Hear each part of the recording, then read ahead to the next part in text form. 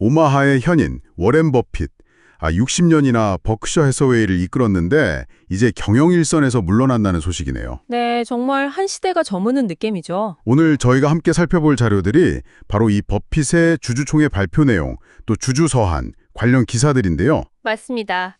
특히 그 은퇴 결정 배경하고 또 후계자로 지목된 그레그 아벨, 그리고 버핏이 수십 년간 강조해온 그 투자 철학의 핵심, 이런 것들을 좀 깊이 파헤쳐 보려고 합니다. 네, 그래서 버핏의 퇴장이 버크셔 해서웨이, 그리고 우리 같은 투자자들에게 어떤 의미가 있을지, 당신에게 가장 중요한 통찰은 뭘지까지 찾아보면 좋겠습니다. 좋습니다.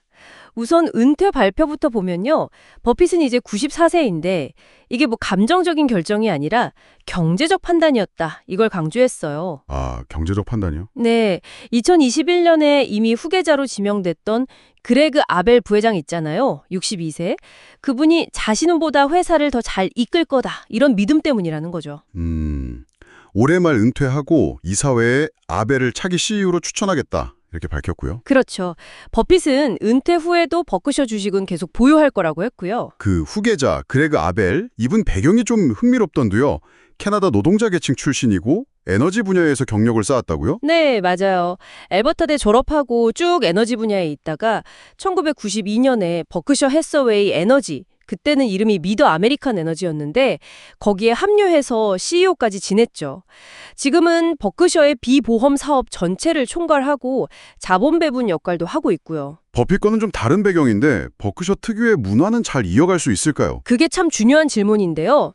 버핏이 늘 강조했던 게 사람을 먼저 사고 기업은 나중에 사들인다 이거였잖아요. 아, 네네. 학력이나 배경보다는 그 사람의 타고난 재능 그리고 정직성 이걸 봤다는 거죠.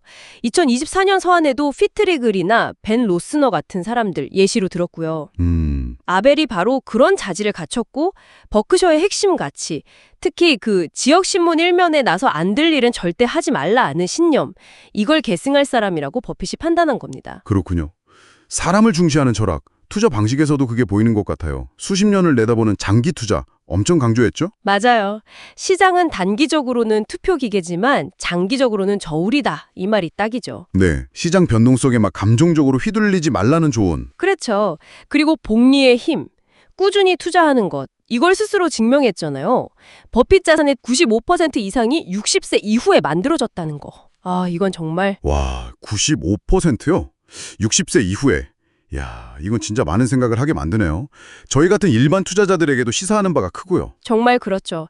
타이밍 맞추려고 애쓰는 것보다 꾸준함이 중요하다는 걸 보여주는 거니까요. 그리고 또 하나, 버핏의 대단한 점은 실수를 솔직하게 인정한다는 거예요. 아, 맞아요. 2024년 서한에서도 자본 배분이나 경영자 판단에서 실수가 있었다. 이렇게 인정했죠. 네, 문제를 덮어두거나 해결을 미루는 걸 엄지손가락 빨기라고 표현하면서 아주 경계했어요. 실수는 빨리 인정하고 고쳐야 한다. 이게 리더의 중요한 덕목이라고 본 거죠. 그런 철학들이 모여서 지금의 버크셔 해서웨이가 된 거겠죠. 2024년에는 미국 역사상 최대 규모 법인세도 냈고 60년간 배당 거래 없이 계속 재투자해서 성장시킨 점도 참 대단하고요. 네, 2024년 실적도 괜찮았어요. 국채금리가 오르면서 투자 수익도 늘었고 핵심 사업인 보험, 특히 가이코 실적이 개선된 게 컸죠. 보험업이 핵심이죠. 그 플로트라고 하는 거. 미리 받은 보험료를 투자에 활용할 수 있다는 점이. 맞습니다. 그게 버크셔의 강력한 무기죠. 그리고 아지트 자인 부회장의 그 탁월한 리스크 관리 능력 덕분에 기후변화 같은 새로운 위험 요인에도 잘 대응하고 있고요. 그런데 한편으로는 현금을 너무 많이 들고 있는 거 아니냐 이런 시각도 있잖아요. 거의 500조 원에 달한다고 하던데요. 2025년 1분기 말 기준으로요. 네, 3,477억 달러. 엄청난 규모죠. 이게 아벨 차기 CEO에게는 정말 큰 숙제가 될 거예요. 버핏이 좋은 M&A 기회를 놓친 거 아니냐 이런 비판도 있고요. 네, 충분히 나올 수 있는 이야기입니다. 버핏 본인도 마땅한 투자처 찾기가 어렵다고 토로하기도 했고요. 근데 버핏은 항상 현금보다는 우량 기업을 아예 사거나 아니면 지분을 늘리는 걸 선호했죠. 특히 미국 기업에 대한 믿음이 강했고. ROE. 자기 자본 이익률을 중요하게 봤다고요? 그렇죠. 투입 자본 대비 얼마나 수익을 내느냐. M&A도 그래서 신중했고요. 일본 5대 종합상사 지분 늘린 것도 그런 맥락으로 볼 수 있어요. 일본 투자. 그건 좀 의외였어요. 엔화 부채를 활용해서 환율 위험은 줄이면서 장기적으로 기업 가치 상승을 기대하는 전략이죠. 어쨌든 이 막대한 현금을 아벨이 어떻게 잘 운용할지가 앞으로 버크셔의 미래를 가를 핵심 과제 중 하나일 겁니다. 경영이나 투자를 넘어서 사회적인 발언들도 좀 하셨죠. 자료 보니까 트럼프 행정부 관세 정책 비판하면서 자유무역 강조하고 네, 무역이 무기가 돼선 안 된다 이런 말도 했고요. 관료주의나 핵무기 확산 문제에 대한 우려도 꾸준히 나타냈습니다. 그렇군요.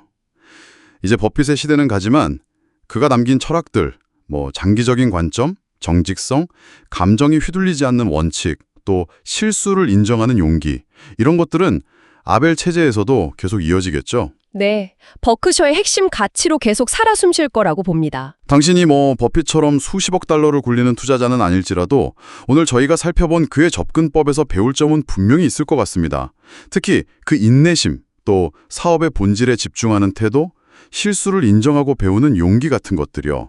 당신의 투자나 어떤 중요한 의사결정에 적용해 볼 만한 지혜를 발견하셨기를 바랍니다. 마지막으로 이런 질문을 한번 던져보고 싶네요. 버크셔는 60년간 배당 대신에 재투자를 통해서 지금의 제국을 만들었습니다.